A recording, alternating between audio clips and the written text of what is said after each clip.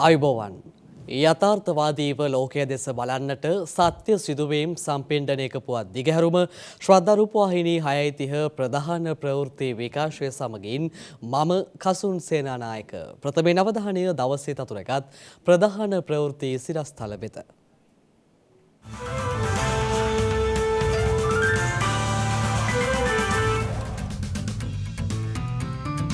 නොරෙච්චෝලේ විදුලි බලාගාරයක කාර්මික බිඳ වැටීමක් දෛනික විදුලි සැපයුමට බාධාවක් නොමැති බව විශේෂ අමාත්‍යවරයා පවසයි.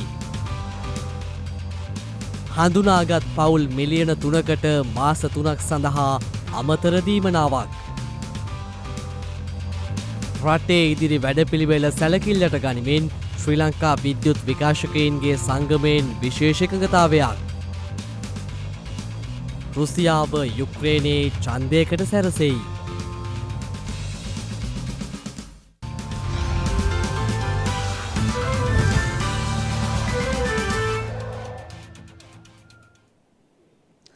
නොරෙච්චෝලේ බලාගාරයේ හටගත් තාක්ෂණික දෝෂයක් නිසා මෙගාවොට් 270ක බලාගාරයක කාර්මික බිඳ වැටීමක් සිදුව තිබෙනවා.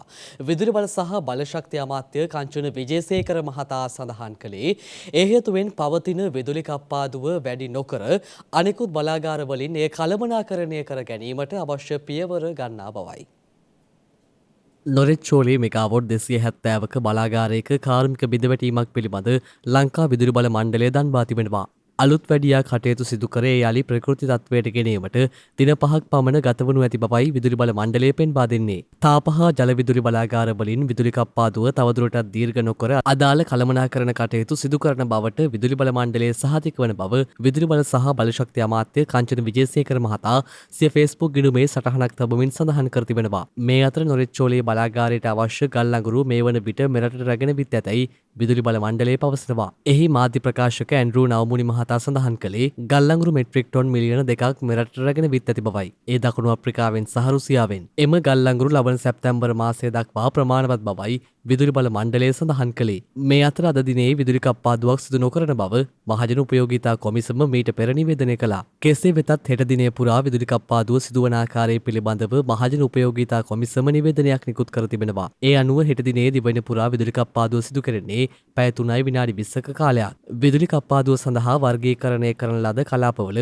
විදුලි කප්පාදු වන්නේ උදෑසන 9 සිට පස්වරු 5 අතර කාලය තුල පැය 2ක් පමණක් වන අතර සෙසු පැය විනාඩි 20ක කාලය විදුලි යාක්‍රිය වන්නේ පස්වරු 5 සිට රාත්‍රී 9 දක්වා වන කාලයයි. මේ අතර ආරම්භ කළ වර්ජනය අවසන් කරමින් ඉන්ධන බෙදා හැරීමේ කටයුතු මේ වන විට ආරම්භ කර ඇතැයි ලංකා ඛනිජ තෙල් පෞද්ගලික ටැංකි රථ හිමියන්ගේ සංගමය පවසනවා. එහි සමලේකම් ශාන්ත සිල්වා මහතා සඳහන් කළේ ඉන්ධන පිරවුම්මාල් අසල පවතින තදබදය අවසන් වීමට තවත් දින 2ක් පමණ ගත වනු ඇති බවයි. මේ වෙනකොට ටැංකි රථ 90ක් පමණ වාර්තා කරලා තියෙනවා මුතුරාජවල සහ පොළොන්නරුවට.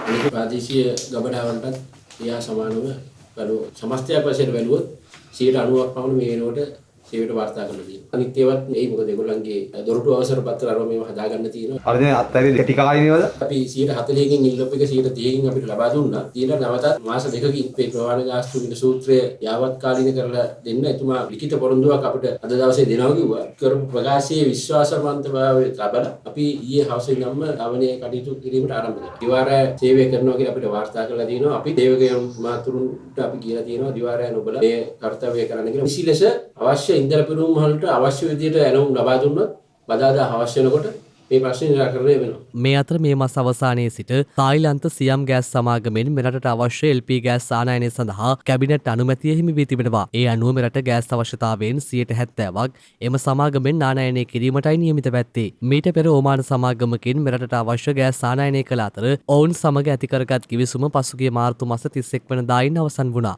නව සමාගම සමග වසරක කාලයක් සඳහා කිවිසුම් ගත වී ඇති අතර ඔවුන් එම කාලය තුල මෙරටට අවශ්‍ය ගෑස් මෙට්‍රික් ටොන් ලක්ෂ 3ක් සැපයීම සිදු කළ යුතුයි. ආර්ථික අර්බුදය හේතුවෙන් පීඩාවට පත්ව සිටින හඳුනාගත් පවුල් ඒකක මිලියන 3.4කට මැයි සිට මාස 3ක කාලයක් සඳහා අමතර දීමනාවක් ලබා දීමට රජය තීරණය කර ඇති බව වෙළඳ හා සමෘද්ධි අමාත්‍ය ශ්‍රේහාන් සේමසිංහ මහතා ප්‍රකාශ කළා. ලෝක බැංකුව ආධාර යටතේ සඳහා රුපියල් මිලියන 13,364ක මුදලක් වැය කරන බවයි අමාත්‍යවරයා වැඩිදුරටත් ප්‍රකාශ කළේ. ඒ අනුව විශේෂයෙන්ම වැඩිහිටි දීමනාව දැනට රුපියල් 2000ක් ලබන වැඩිහිටි දීමනාව ඒ අයට අමතරව රුපියල් 3000ක් ලබා දීලා ඒක 5000ක් බවට පත් කරන්න අපි කටයුතු කරනවා. දැනට රුපියල් 5000ක් ලබන අපේ ජ්‍යෙෂ්ඨ පුරවැසියන්ට අමතරව තවත් රුපියල් 2500ක මුදලක් ලබා දෙන්න අපි කටයුතු කරනවා. වැඩිහිටි දීමනාව ඉල්ලලා පොරොත්තු ලේඛන ගත කරලා තියෙන වැඩිහිටියන්ට රුපියල් 5000ක දීමනාවක් ලබා දෙන්න අපි කටයුතු කරනවා. ඊට අමතරව දැනට ආබාධිත දීමනාව ලෙස රුපියල් 5000ක් ලබන ප්‍රතිලාභීන්ට අමතර රුපියල් 2500ක මුදලක් ලබා දීලා එය රුපියල් 7500ක් බවට පත් කරන්න අපි කටයුතු කරනවා. වගේම ආබාධිත දීමනාව අපේ දැනට හඳුනාගෙන ඉල්ලුම් කරලා තියෙන පොරොත්තු ලේඛනවල ඉන්න කණ්ඩායම් වලට රුපියල් 5000ක අමතර දීමනාවක් ලබා දෙන්න කටයුතු කරනවා. ඒ වගේම වහුගඩු රෝගී දීමනාව දැනට රුපියල් 5000ක දීමනාවක් අපි ලබා දෙනවා.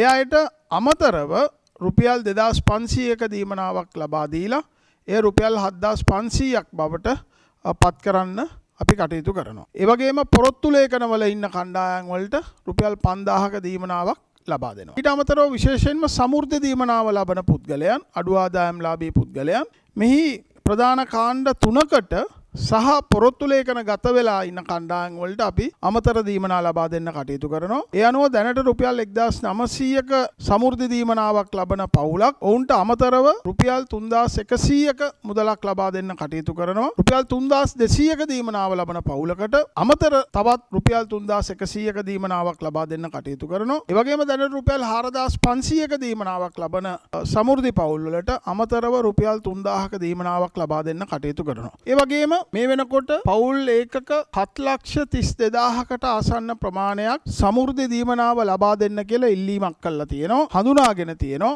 ඒ අනුව ඔවුන් සියලු දෙනාට රුපියල් 5000ක දීමනාවක් මාසිකව ඉදිරි මාස 3ක කාලය සඳහා අපි ලබා දෙන්න කටයුතු කරනවා. ඒ අනුව රජය සමස්තව මෙම දීමනාව ලබා දීම පවුල් ඒකක මිලියන 3.34ක ප්‍රමාණයකට ලබා දෙනවා. වගේම මාසිකව අපි රුපියල් මිලියන 4,455කුත් ඒ මාස 3 සඳහා රුපියල් මිලියන 13,364ක මුදලකුත් වේදම් කරන්න අපි කටයුතු කරනවා. අපිට මේ දීමනාව ලබා දීමේදී අපි ලෝක බැංකුව විසින් ලබා දෙන මූල්‍ය පහසුකම් සහ තාක්ෂණික පහසුකම් භාවිතා කරලා මේ කටයුත්ත සිදු කරන්න බලාපොරොත්තු වෙනවා. ඒ අනුව ඇමරිකානු ඩොලර් මිලියන 167ක මුදලක් මේ මාස 3ක කාලය සඳහා මේ මම කියපු කණ්ඩායම් වලට අමතර දීමනාව ලබා දෙන්න අපි කටයුතු කරනවා. එළඹෙන 6 වන දින කිසිදු වර්ජනයකට බස් හිමියන් සූදානම් නොමැති බව ලංකා පෞද්ගලික බස් හිමියන්ගේ සංගමේ සභාපති ගැමුණු විජේරත්න මහතා පවසනවා.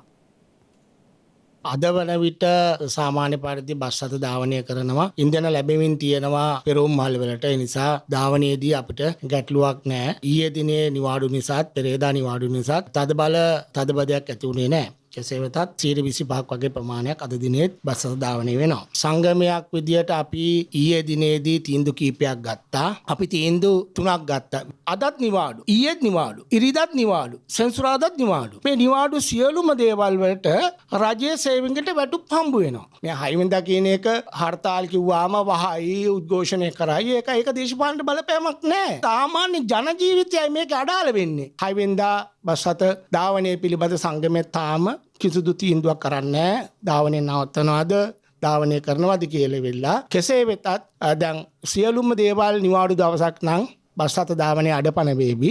ඕනම බස් රථ හිමිකරුවට සේවක මහතුවෙකුට තමන්ගේ අභිමතය පරිදි තීරණය ගන්න ඒ අයට නිදහස ලබා දීලා තියෙනවා. ලෝක මාධ්‍ය නිදහස් දිනය අදට යෙදී තිබෙනවා. ඩිජිටල් බලපෑම හමුවේ පුවත්පත් කලාව යන්න මෙවර එහි තේමාව වී තිබෙනවා. ප්‍රජාතන්ත්‍රවාදයේ සිව්වන කුළුණ වන ජනමාධ්‍ය සැමරීම සඳහා මෙම ලෝක මාධ්‍ය නිදහස් දිනය වෙන් කර තිබෙනවා. ලෝක මාධ්‍ය නිදහස් දිනය ලෝක පුවත්පත් දිනය ලෙසද හැඳින්වෙනවා.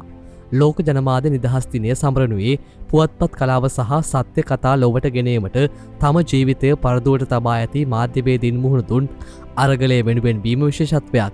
මේ දක්වා ලෝක පුවත්පත් නිදහස් දිනය ඔස්සේ සමරනු ලැබුවේ මාධ්‍ය නිදහස් සඳහා රජයන් දක්වන කැපවීම සිහිපත් කිරීමේ දිනය ලෙසත් මාධ්‍ය වෘත්තිකයන්ට වෘත්තීය ආචාර ධර්ම සහ මාධ්‍ය නිදහස පිළිබඳ ගැටලු පිළිබිඹු කරන දිනයක් ලෙසත්ය. ලෝක මාධ්‍ය නිදහස් දිනය ප්‍රකාශයට පත් කරනු ලැබුවේ 1993 දී එක්සත් ජාතීන්ගේ මහා මණ්ඩලය විසින්. ඒ අනුව සෑම වසරකම මැයි මස 3 වනදා ලෝක මාධ්‍ය නිදහස් දිනය සැමරීමට එහිදී තීරණය වී තිබෙනවා. 1991 දී යුනෙස්කෝ මහ සමුළුව සහ යුනෙස්කෝ සම්මන්ත්‍රණයකදී පැවති මාධ්‍ය නිදහස ගැන අප්‍රිකානු මාධ්‍යවේදීන් විසින් ඉදිරිපත් කළ ප්‍රකාශයන් හේතු කරගෙන වින් හොක්හිදී මැයි 3 වනදා ලොව පුරා මාධ්‍ය නිදහස අගයන්නට වූ දිනයක් ලෙස ප්‍රකාශයට පත්විය. ඒ අනුව මෙවර ලෝක මාධ්‍ය නිදහස් දිනයේ තේමාව වූයේ ඩිජිටල් බලපෑම හමුවේ පුවත්පත් කලාව යන්නයි. ලෝක නිදහස් මාධ්‍ය දිනය වෙනුවෙන් ප්‍රකාශයක් නිකුත් කරමින් එක්සත් ජාතීන්ගේ මහලේකම් ඇන්ටෝනියෝ ගුටේරස් මහතා පෙන්වා දෙන්නේ මාධ්‍ය නිදහස නොමැති ප්‍රජාතන්ත්‍රවාදයක් සහ නිදහසක් නොමැති බවයි. මාධ්‍ය නිදහසේ වැදගත්කම ක්‍රියාකාරීත්වය තොරතුරු සැපීම එහි වැදගත්කම සහ අදහස් ප්‍රකාශ කිරීමේ අයිතිය ආරක්ෂා කිරීමට සහ ගරු කිරීමට රජයට ඇති යුතුකම පිළිබඳව දැනුවත් කිරීම මූලික කොටගෙන එක්සත් ජාතීන්ගේ මහා මණ්ඩලය විසින් මෙම දිනය ප්‍රකාශයට පත් කර තිබෙනවා.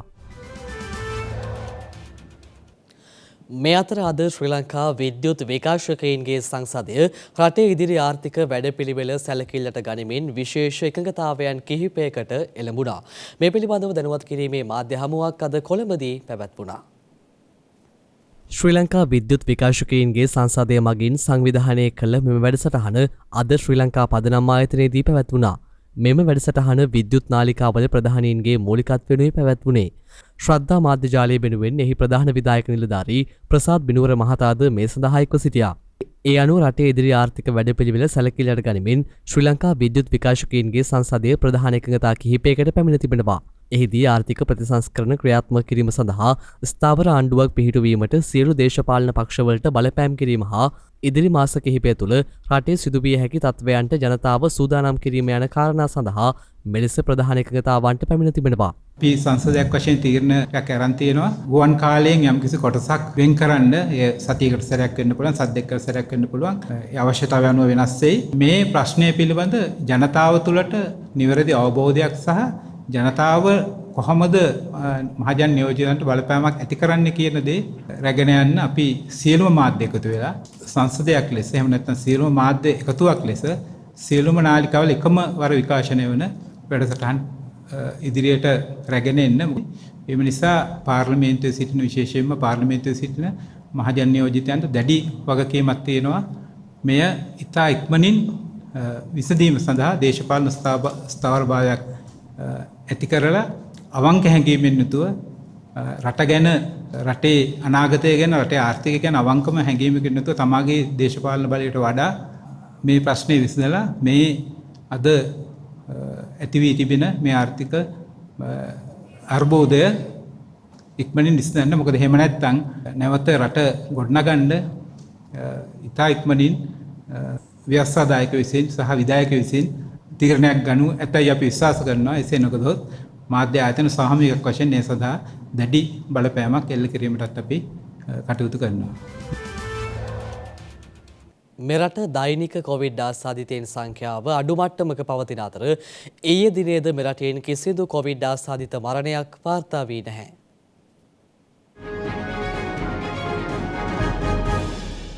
ඊයේ මෙරටින් දෛනික කොවිඩ් ආසාදිතයින් 35ක් වාර්තා වුණා. ඒ මෙරට සමස්ත කොවිඩ් ආසාදිතයින් සංඛ්‍යාව 6,63,408ක් දක්වා ඉහළ නංවමින් මේ අතර ඊයේ මෙරටින් කිසිදු කොවිඩ් ආසාදිත මරණයක් වාර්තා වී නැහැ. ඒ අනුව මේ වන විට මෙරටින් වාර්තා වන සමස්ත කොවිඩ් ආසාදිත මරණ සංඛ්‍යාව 16,505ක් ලෙසයි දැක්වුණේ. මේ අතර මේ වන විට වෛරසය ආසාදිතව රෝහල්වල ප්‍රතිකාර ලබන සමස්ත පුද්ගලයන් සංඛ්‍යාව 774ක් වන අතර වෛරසය ආසාදිතව සිට සුවය ලැබූ සමස්ත පුද්ගලයන් සංඛ්‍යාව දැක්වෙන්නේ 6,46,129ක් ලෙසයි. කටුනායක බණ්ඩාරනායක ජාත්‍යන්තර ගුවන්තොටුපළේ පළමු පර්යන්තය හරහා පිටවන මගීන්ගේ අනන්‍යතාවය සහතික කර ගැනීමට ඩිජිටල් පහසුකම් ක්‍රියාත්මක කිරීමට අමාත්‍ය මණ්ඩල අනුමැතිය හිමිව තිබෙනවා. අද පැවති කැබිනට් තීරණ දැනුම් දීමේ මාධ්‍ය හමුවට එක්වෙමින් කැබිනට් මාධ්‍ය ප්‍රකාශක අමාත්‍ය ආචාර්ය නාලක ගොඩහේවා මහතා මේ අදහස් පළ කළා. මේම තීරණයද ඇතුළුව අද දැනුම් දුන් තවත් කැබිනට් තීරණ කිහිපයක්. කටුනායක බණ්ඩාරනායක ජාත්‍යන්තර ගුවන්තොටුපළේ මෙහෙයුම් කටයුතු වල කාර්යක්ෂමතාව වර්ධනය කිරීම සඳහා බහුවිධ වැඩි දියුණු කිරීම කිහිපයක් සිදු කිරීමට ගුවන්තොටුපළ හා ගුවන් සේවා සමාගම සැලසුම් කරලා තිබෙනවා. ඒ යටතේ ජාත්‍යන්තර ගුවන් ප්‍රවාහන සංගමේ එක් හැඳුනුම්පතක් යන සංකල්පය මත පදනම්ව පළමු පර්යන්තය හරහා පිටත් වෙන මගින් සඳහා ඩිජිටල් පිවිසුමක් හඳුනා දීමේ නියම ව්‍යාපෘතියක් ක්‍රියාත්මක කිරීමට යෝජනා වෙලා තියෙනවා. ඒ අනුව පිටත්වීමේ පර්යන්තයට ඇතුළු වෙන ස්ථානයේ විද්‍යුත් දොරටු මුහුණු සුපරීක්ෂණ යන්ත්‍ර ස්ථාපනය කොට මගී අනන්‍යතාව සඳහා වළංගු විද්‍යුත් ප්‍රවේශ පත්‍රයක් සන්තකයේ පවතින බව සනාථ කර ගැනීම මගින් පහසුවෙන් මගීන්ට පරීක්ෂා කිරීමේ කටයුතු නිම කිරීමට ඒ නියම ව්‍යාපෘතිය ක්‍රියාත්මක කිරීමට ඊයේ කැබිනට් මණ්ඩලයේදී අනුමැතිය ලැබුණා. අපි දන්නවා පහුගිය කාලේ නව ආණ්ඩු ක්‍රම ව්‍යවස්ථාවක් සකස් කිරීම සඳහා ජනාධිපති නීතිඥ රොමේෂ් සිල්වා මහතාගේ සහභාගීත්වය යටතේ නීති ක්ෂේත්‍රයේ ප්‍රවීණයන්ගේ සමන්විත කමිටුවක් පත් කිරීමට කටයුතු කරනවා 29 වෙනි දින පැවති අමාත්‍ය මණ්ඩලයේදී ගත තීන්දුවක් අනුව ඒ කමිටුවේ මූලික වාර්තාව අප්‍රේල් මාසයේ 25 වෙනිදා අතිගරු ජනාධිපතිතුමා වෙත බාර දීලා තිබෙනවා. එකී වාර්තාවේ ඇතුළත් කරුණු අධ්‍යයනය කොට අමාත්‍ය මණ්ඩලය වෙත යෝග්‍ය නියෝජන නිර්දේශ ඉදිරිපත් කිරීම පිණිස පහත සඳහන් අමාත්‍යවරුන්ගේ සමන්විත අනුකාරක සභාවක් පත් කිරීමට ඊයේ කැබිනට් මණ්ඩලය තීන්දුව කළා. ඒ අනු කමිටුවේ ඉන්නවා ගරු මාචාර්ය ජී.එල්. පීරිස් මැතිතුමා, ගරු දිනේෂ් ගුණවර්ධන මැතිතුමා, ඩග්ලස් දේවානන්ද මැතිතුමා, ගරු වෛද්‍ය රමේෂ් පතිරණ මැතිතුමා, එවැගේම ගරු අලි සබ්රි මැතිතුමා දිවයිනේ ප්‍රධාන සිද්ධස්ථාන රාශියක විවිධ පෙරහැර මංගල්‍යයන් සඳහා සහභාගී වී ඇති 2005 වර්ෂයේ සිට 2021 වර්ෂය දක්වා අවස්ථා 13කදී ශ්‍රී දළදා මාලිගාවේ පෙරහැර කරඬුව වැඩ වූ මංගල හස්තරාජා වන නැඳුම්ගමේ හස්තරාජා 2022 මාර්තු මාසයේ 7 වෙනිදා ජීවිතක්ෂයට පත් වුණා. මේ වන විට එම හස්තරාජාගේ මෘත ශරීරය සංරක්ෂණය කර තැබීමට අවශ්‍ය පියවර ගනිමින් තිබෙනවා. මෙරට සංස්කෘතික උත්සවයන් සඳහා වසර ගණනාවක් තිස්සේ ලද දායකත්වය සැලකිලිටගෙන නැඳුම්ගමේ රාජා හස්තිරාජයා ජාතික වස්තුවක් ලෙස ප්‍රකාශයට පත් කිරීම පිණිස බුද්ධ ශාසන ආගමික හා සංස්කෘතික කටයුතු අමාත්‍යවරයා වශයෙන් ගරු අග්‍රාමාත්‍යතුමා විසින් ඉදිරිපත් කරන ලද යෝජනාවක් ඊයේ කැබිනට් මණ්ඩලය විසින් අනුමත කරනු ලැබුවා.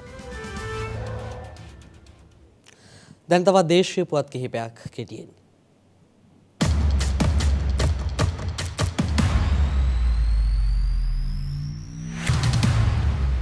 ඊයේ සිට ක්‍රියාත්මක වන පරිදි දේශීය සහල් වර්ග සඳහා උපරිම සිල්ලර මිලක් නියම කරමින් අතිවිශේෂ ගැසට් නිවේදනයක් නිකුත් කර තිබෙනවා. ඒ පාරිභෝගික කටයුතු පිළිබඳ අධිකාරියේ සභාපතිවරයාගේ අත්සනින් යුතුවයි. ඒ අනුව දේශීය සුදු සහ රතුන ආලු කිලෝග්‍රෑමයක් සඳහා රුපියල් 220ක උපරිම සිල්ලර මිලක් නියම කර තිබෙනවා. නව ගැසට් නිවේදනයට අනුව සුදු සහ රතු සම්බා සහල් කිලෝග්‍රෑමයක් සඳහා උපරිම සිල්ලර මිල රුපියල් 230ක් ලෙසයි දක්වා ඇත්තේ. එමෙන්ම දේශීය කීරි සම්බා කිලෝග්‍රෑමයක් සඳහා රුපියල් 260ක උපරිම සිල්ලර මිලක් නියම කර තිබෙනවා. නව ගැසට් නිවේදනයට අනුව උපරිම සිල්ලර මිලට වඩා වැඩි මිලක් යටතේ වෙළඳාම් කිරීම, සැපයීම, වෙළඳාම් කිරීම සඳහා ඉදිරිපත් කිරීම හෝ වෙළඳාම් සඳහා ප්‍රදර්ශනය කිරීම තහනම් වනු ඇති. මේ අතර වැඩි මිලට සහල් අලෙවි කරන වෙළඳුන් සොයා අද සිට වැටලීම් සිදු කරන බව පාරිභෝගික කටයුතු පිළිබඳ අධිකාරිය පවසනවා. එහි සභාපති විශ්‍රාමික මේජර් ජෙනරාල් ශාන්ත දිසානායක මහතා සඳහන් කළේ කූට වෙළඳුන්ට එරෙහිව නඩු පවරන බවයි.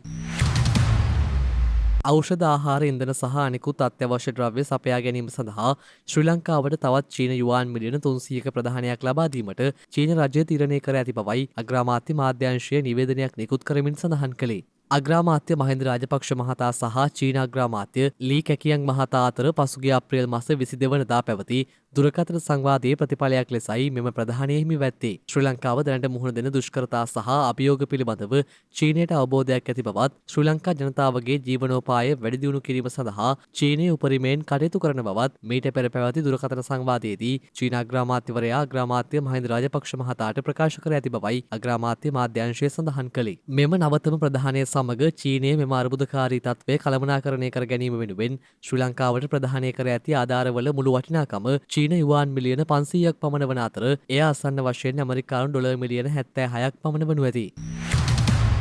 බස්නාහිර සහ සබරගමුව පළාතේත් ගල්ල සහ මාතර දිස්ත්‍රික්කයේත් විටින් විට වැසි හෝ ගිගුරුම් සහිත වැසි ඇතිවිය හැකි බව කාලගුණ විද්‍යා දෙපාර්තමේන්තුව නිවේදනය කරනවා. එමෙන්ම මධ්‍යම සහ ඌව පළාතේත් අම්පාර දිස්ත්‍රික්කයේත් සවස් කාලයේදී හෝ රාත්‍රී කාලයේදී ස්ථාන කිහිපයක වැසි හෝ ගිගුරුම් සහිත වැසි අපේක්ෂිතයි. ගිගුරුම් සහිත වැසි සමග ඇතිවිය හැකි තාවකාලික තද සුළං වලින් සහ අකුණු මගින් සිදුවන අනතුරු අවම කර ගැනීමට අවශ්‍ය පියවර ගන්නා ලෙසයි කාලගුණ විද්‍යා දෙපාර්තමේන්තුව නිකුත් කළ නිවේදනයේ දැක්වෙන්නේ.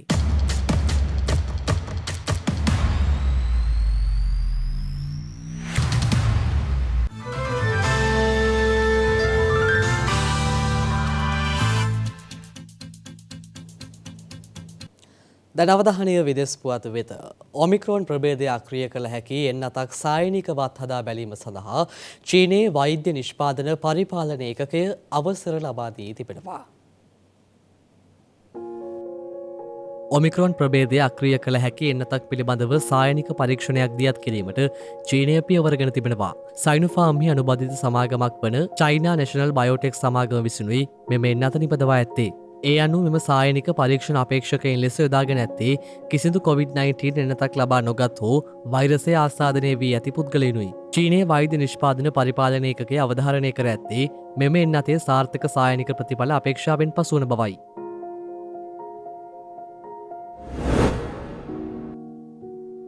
මේ අතර කෙන්යාව වෙත පිවිසෙන සෑම ස්ථානයකදීම ඉබොලා වෛරසය සහිත පුද්ගලයින් හඳුනා ගැනීමට පියවරගෙන ඇති බව කෙන්යාවේ වෛද්‍ය පර්යේෂණ ආයතනය පවසනවා. විශේෂයෙන් කොංගෝ ජනරජයේ නවතම ඉබොලා ව්‍යාප්තියත් සමග කෙන්යාවේ සෞඛ්‍ය බලධාරීන් මෙම දැඩි පියවරගෙන ඇති බවයි විදෙස් මාධ්‍ය වාර්තා කළේ. දේශසීමා හරහා ගමන් කරන සහ කොංගෝ අවට කලාපයෙන් පැමිණෙන පිරිස් සෞඛ්‍ය බලධාරීන් විසින් සමීපව නිරීක්ෂණය කිරීමටද කෙන්යා බලධාරීන් තීරණය කර තිබෙනවා. ඉබොලා වැළඳී තිබීමේ හැකියාවක් ඇති බව හඳුනාගන්නේ කෙසේද යන්න පිළිබඳව සෑම ප්‍රවේශ ස්ථානවලම සිටින සෞඛ්‍ය නිලධාරීන් පුහුණු කර ඇති අතර සැකසහිත ආසාදන ඇත්නම් එම පුද්ගලයා නිරෝධායනය කර අවශ්‍ය නම් රසායනාගාරවලදී වැඩිදුර පරීක්ෂණ සිදු කරන බවයි එරට රජය නිවේදනය කර ඇත්තේ. විදෙස් මාධ්‍ය වාර්තා කළේ පසුගිය අප්‍රේල් 21 සිට කොංගෝවේ ඉබොලා මරණ දෙකක් වාර්තා වී ඇති බවයි.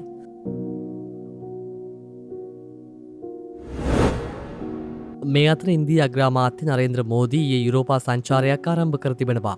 ජර්මනිය ඩෙන්මාර්කය සහ ප්‍රංශය යන රටවල ඔහු මෙලෙස දින 3ක සංචාරයක් සිදු කරන බවයි ඉන්දිය වාර්තා සඳහන් කළේ. ඒ අනුව ඊයේ ඔහු පළමුව ජර්මනිය බලා පිටත්ව ගොස් තිබෙනවා. බර්ලින් නුවරදී ජර්මන් චාන්සලර් හමුවෙමින් ඔහු සඳහන් කර ඇත්තේ කිසිදු රටකට යුදමය ක්‍රියාමාර්ගවලින් ජයග්‍රහණයක් අත්කරගත නොහැකි බවයි. එමෙන්ම ඉන්දියාව නිරන්තරයෙන් සහාය දක්වන්නේ සාමය ඇති කිරීම සඳහා පමණක් බවද අගමැති මෝදී ප්‍රකාශ කළා.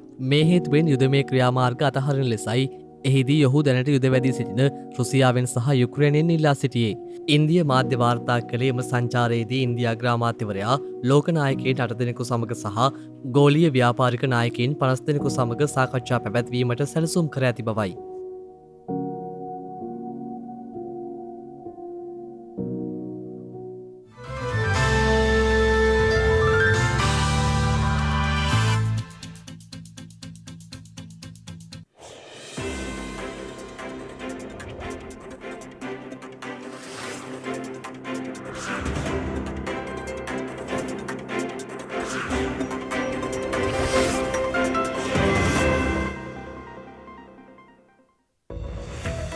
හෙට මැයි 4 වෙනිදා. ජාත්‍යන්තර ගින්නිවීමේ බටයන්ගේ දිනය මැයි 4 වන දිනට එනම් හෙට දිනට යෙදී තිබෙනවා. ලොව පළමුුවරට අකුණු එලියක් ඡායාරූප ගත කර ඇත්තේ 1884 වසරේ මැයි මස 4 වන දිනයි. WC ගර්ලි නම් ඡායාරූප ශිල්පියා විසින්. ඉහාඩෝ ජෙම් නැමති ලොව පළමු ක්ලෝනීකෘත අශ්ව පැටවා එක්සත් ජනපදයේ ඉහාඩෝ සරසවියේදී උපත ලබා ඇත්තේ 2003 වසරේ මැයි මස 4 වන දිනයි.